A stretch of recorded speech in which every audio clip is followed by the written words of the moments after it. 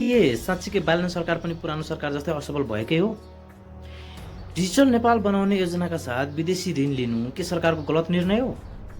आउनुहोस् आज हामी तथ्यमा रहेर कुरा गर्छौँ, भावनामा। अहिले सोसियल मिडियामा एउटा न्यारेटिभ चलिरहेको छ, यो सरकार पनि पुरानो सरकार जस्तै असफल भयो, विदेशी ऋणमै डुबाउनु। तर प्रश्न उठ्छ, सबै खाले ऋण के खराब नै हुन्छ? डिजिटल नेपाल भनेको के हो? हामी सोच्छौँ डिजिटल नेपाल भनेको फेसबुक र टिकटक होइन। डिजिटल नेपाल भनेको फेसबुक र टिकटक मात्र होइन।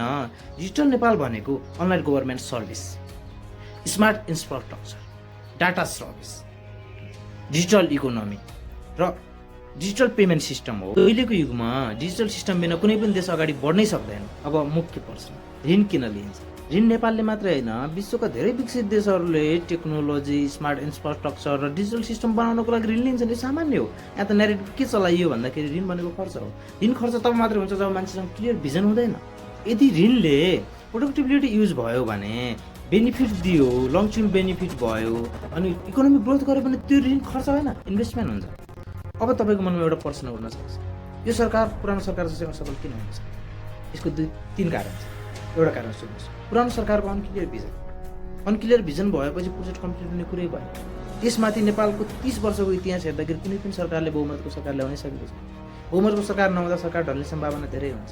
अनि थर्ड कुरा, टु मच करप्सन। यिनीहरूको टु मच करप्सन भएकै कारणले गर्दाखेरि पनि त्यहाँनिर खर्चमै सीमित हो। अब नयाँको कुरा, उनीहरूसँग क्लियर भिजन छ, बहुमतको सरकार छ।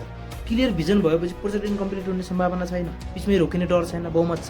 त्यो हिसाबले ट्रान्सपेरेन्सी सम्भावना छ, मिस्योरेबल आउट, डिजिटल सिस्टमको गोल छ उनीहरूसँग। त्यो भएर पनि अहिलेको सरकार पुरानो जति असफल हुन्छ भन्ने मलाई लाग्दैन। अन्तिममा सुन्नु होला, हामी अहिले जुन बजारमा यो न्यारेटिभ चलाइएको छ, यो न्यारेटिभ चिर्न जरुरी छ। सरकार एक्लैले मात्र कहिले पनि देश अगाडि लिन सक्दैन। यसमा जनताको पनि ठुलो हात हुन्छ। त्यही भएर जनता एकाउन्टेबिलिटी हुन सक्नुपर्छ। यसमा तपाईँको भनाइ के छ? कमेन्ट मार्फत प्रतिक्रिया दिनु होला। नमस्कार।